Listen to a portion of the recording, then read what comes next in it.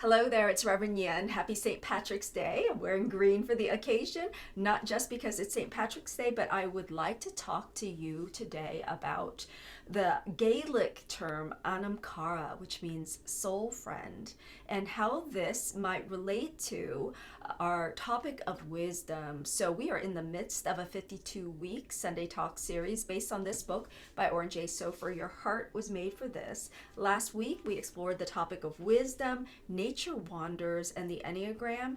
And this week we're staying on the topic of wisdom, but exploring it from the point of view of how teachers or community or soul friends or soul community actually helps to elicit our own soul's truth or wisdom. So with that, let's begin.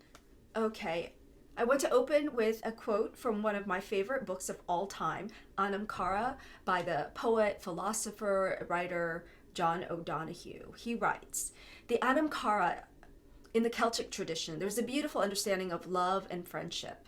One of the fascinating ideas here is the idea of soul love. The old Gaelic term for this is Anam Cara. Anam is the Gaelic word for soul, and Cara is the word for friend.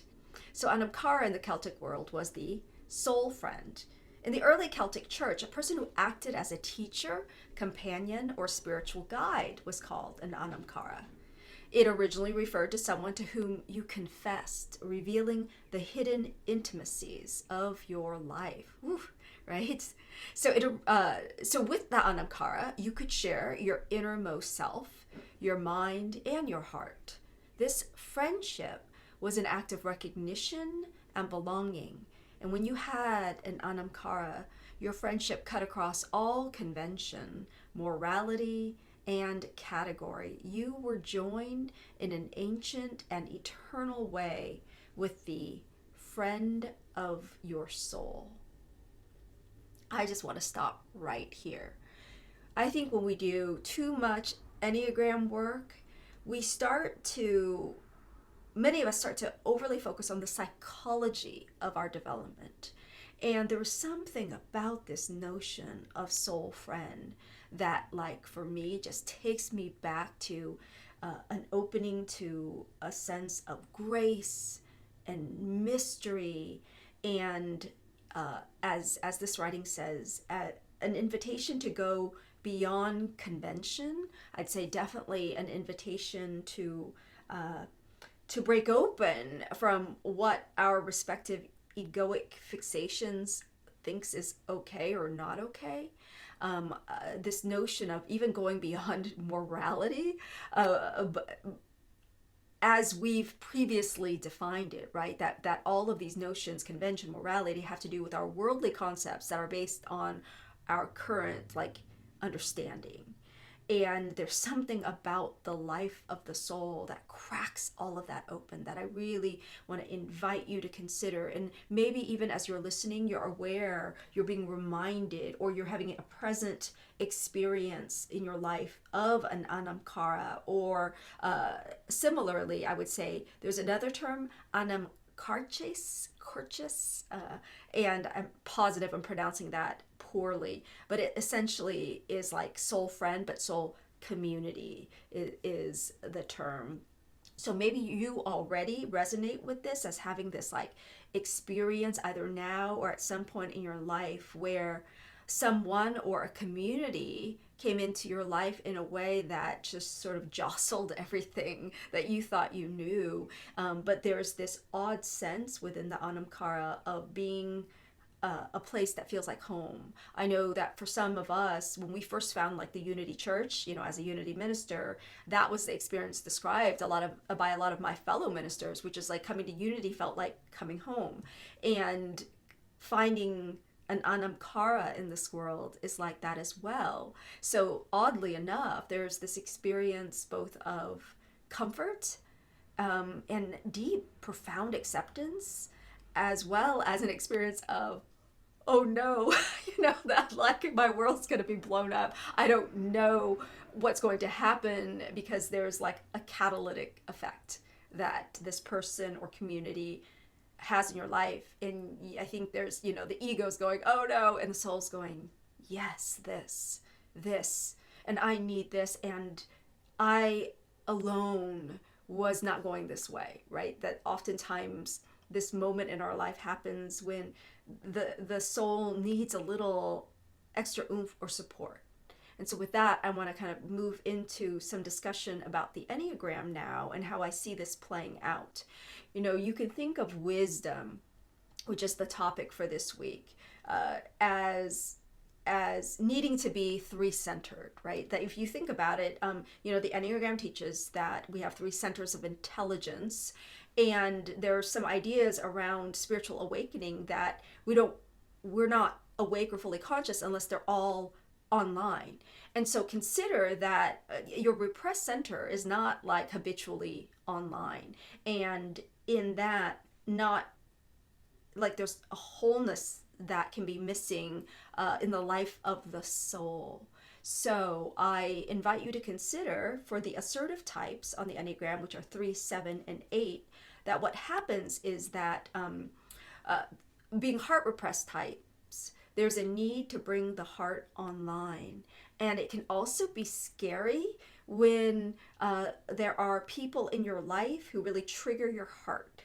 Like, here's an example. I know an 8 who started coming to one of my groups simply because she had a baby, and that like this vulnerability that came up for her for the first time in her life was as a result of love, like her heart kind of coming online for this, and like not knowing what to do with a heart online, because that's not the way the ego likes to work for these types, 3, 7, and 8 in particular. So the heart gets in the way of the type's regular functioning, right? But yet it's essential to the nurturing of the soul that the heart's intelligence be part of it. For example, for the type 3, without the heart, the 3 doesn't know what it truly values. They continue to make decisions based on what others value. Definitely calling myself out here on that. And then they, i.e. we, wonder why we feel so empty at the end of it. Right? So set down what my heart values, figure out what your heart's value, give you that. Why am I so empty? Right? That's kind of that's what happens in the fixated pattern of the 3. Now the 7, all these positive, great options, right? But without the heart online, right? And sometimes the idea is that do not push away the soul friend that like encourages you to bring your heart online, even if, and this is going to happen if you're a 7, it means facing your grief finally, right? So a lot of times what that's about for the 7 is facing grief, because if you don't, then you will not have the wisdom to choose among your many awesome options that you kind of gather for yourself, right? A heart that has let itself grieve and itself into wholeness has so much more wisdom and a sense of sobriety for making decisions. 8. Without the heart, the 8 lacks both like tenderness and receptivity, which are prerequisites to feeling cared for. So, the 8's biggest issue is thinking, I am the protector, I am the guard, and always thinking you're the one with the strength. And then you're like, well, why don't I ever get nurturing? Well, it's that stance that prevents it. And there's no receptivity and openness in that stance. And so really, the need for people in your life or a community or like a soul friend who helps you to bring your heart online, with whom you can feel super safe. This has to be someone who knows how tender your heart actually really is, right? Because it is so gushy, mushy, soft inside of you, even if most people can't tell that. So you got to have like a spiritual companion or guide or teacher who knows that about you. Okay, dependent types. That's 1, 2, and 6, thinking repressed. So 6s are like, what do you mean? Like, I think all the time. So what we're talking about is non-productive thinking. That's kind of the thing about thinking repressed types. So it's non-productive when it comes to like what to do. Basically, they tend to allow like the immediacy of what is needed, especially relationally, to eclipse anything else, really. And so what does this look like?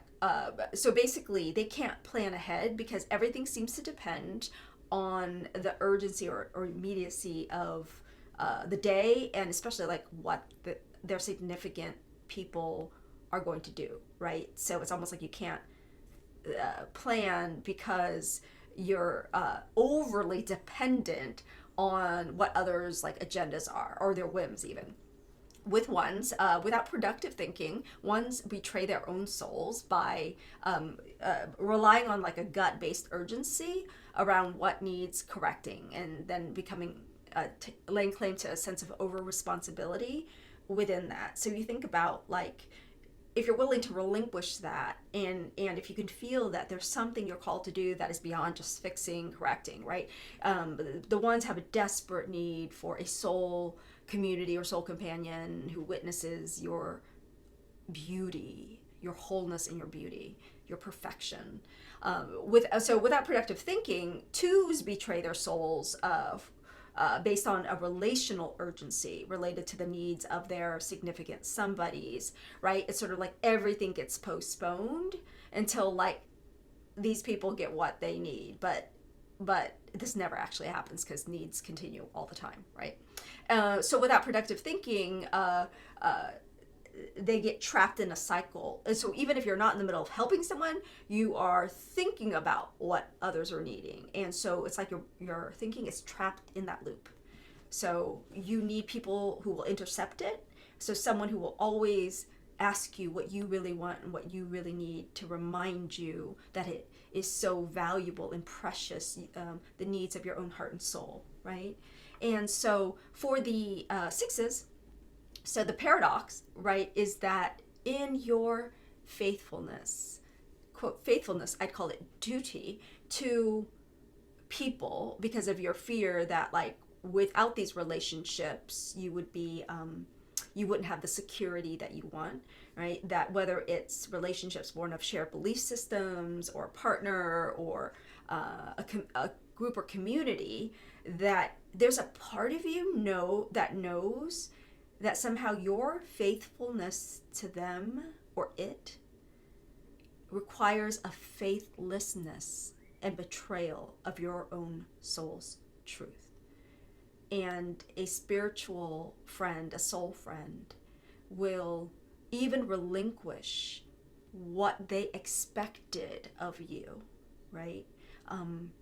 For supporting you in living your truth, for you to be faithful to your own soul, right?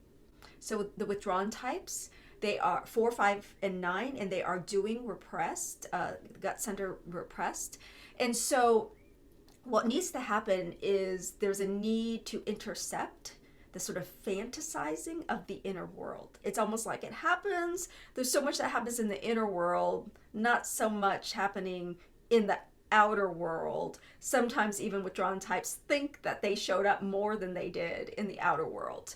So fours, without being reminded, if you're a 4, and given a sense of like empowerment and encouragement to take action, like in the present moment, your authentic life is lived only in your fantasies, so just being aware of that, sometimes waiting for that knight in shining armor, whether male or female, gender neutral, that there's something about the need to be jostled into your own empowerment. And sometimes it is the very thing that you fear the most, which is being abandoned, right?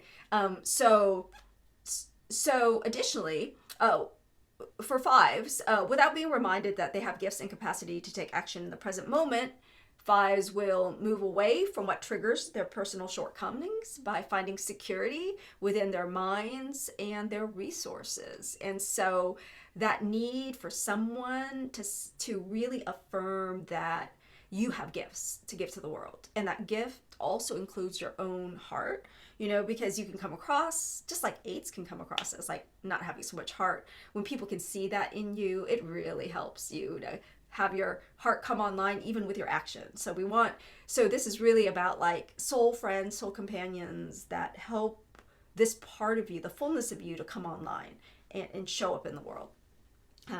So for 9s, without being reminded that your unique voice matters, is powerful and has impact in the world, you just won't show up. You won't show up with your power, and instead, you'll just move away from any sense of conflict or distress. You'll withdraw and seek an environment that brings you peace, like inner peace of an environment that has outer peace, but at the expense of your truth, your soul.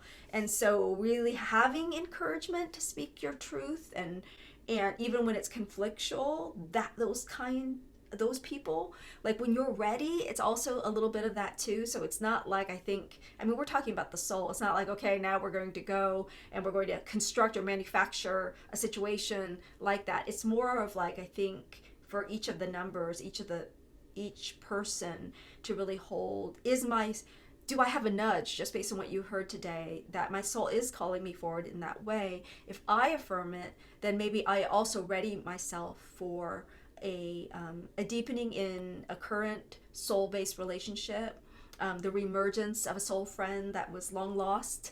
It's like timing. It's just kind of like that saying, when the student is ready, the teacher will appear. When the student is ready, the teacher will appear in whatever form, right? And, again, the soul friend, it's not based on convenience and convention, but almost like a recognition, like that this is my teacher, this is my friend, or this is my guide, and it's likely not rational, and in that it can be very, very scary and exciting, but at the same time also feel like home. So I hope that you find home in a community, in a teacher, in a friend, a place where you are invited to come home to yourself more fully. Blessings.